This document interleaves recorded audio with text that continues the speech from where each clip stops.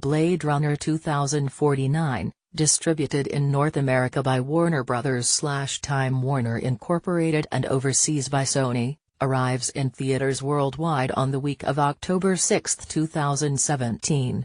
If the $185 million budget figure is correct, it's produced by Alcon Entertainment and Columbia among others. That'll make it the biggest budgeted R-rated movie ever, besting the $170 million figure for Terminator 3, Rise of the Machines way back in 2003.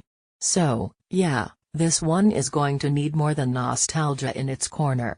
The good news is that early critical buzz, I'm writing this before I see the movie, is strong, and there is a decent chance that the Ryan Gosling/Harrison Ford movie may become the buzzy babysitter-friendly movie of the season. There is usually room for one or two big October sensations, big-scale films with exorbitant budgets that play to adults which dominate the water cooler and justify hiring a sitter for a movie night.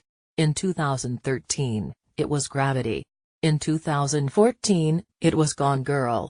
In 2015, it was The Martian.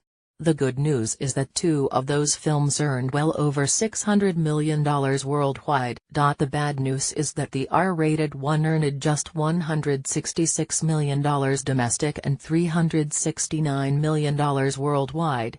But since the David Fincher/Gillian Flynn potboiler cost only $60 million, it was a huge hit for Fox. But for Blade Runner 2049, $369 million worldwide won't be enough. There is very little precedent for a movie like Blade Runner 2049, a 2.75-hour, R-rated sequel to a very old cult movie and box office flop starring a long ago box office draw and an inconsistent younger movie star, earning as much as this one needs to in order to be profitable. Yes, Tron Legacy made $400 million worldwide in 2010, but that was a PG-rated, Walt Disney sci-fi actioner opening right before Christmas and thus designated as the year-end event movie. Denis Villeneuve's sequel, produced by Ridley Scott and co-starring original lead Harrison Ford, is a grim, very long and occasionally violent R-rated sci-fi drama. Yes, it will probably win Roger Deakins an Oscar for Best Cinematography, but I am very curious as to how it performs at the global box office. The review Blade Runner 2049 takes forever to go nowhere special. The picture, filled with intriguing sights, low-key performances and a few interesting ideas, is drawn out to the point of self-parody. Like the first Blade Runner, it masks a thin story and little in the way of momentum with towering visuals and self-seriousness. But the filmmaking world has changed in 35 years, and the mere ability to put incredible sights and sounds on screen is no longer in itself a pass for deficiencies elsewhere. It is a true sequel to Blade Runner, warts and all. While it doesn't require a firm knowledge of the original, I'm glad I watched it again, in the final cut form, 24 hours before seeing this one. If you thought Ridley Scott's original was a genre masterpiece, you'll find much to appreciate here.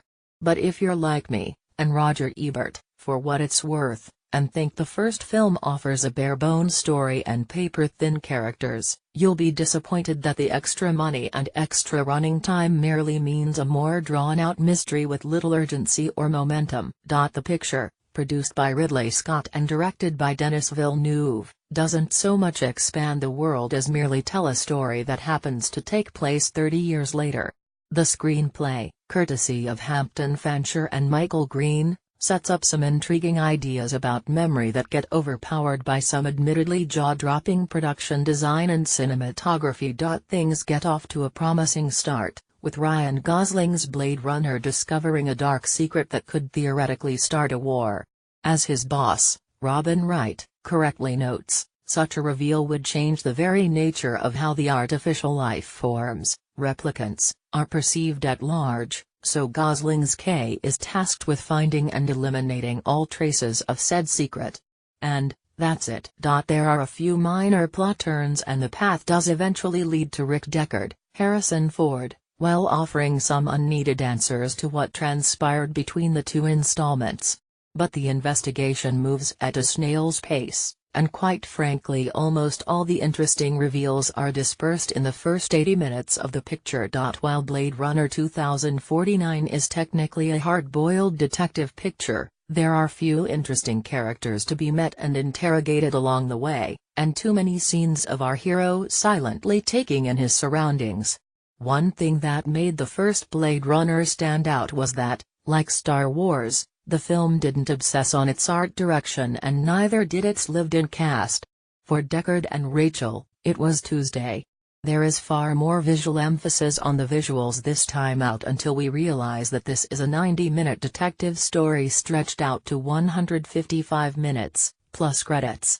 For much of the movie, the only entertainment comes from Robin Wright and Sylvia Hoek's all too brief screen time. What we do, G.E.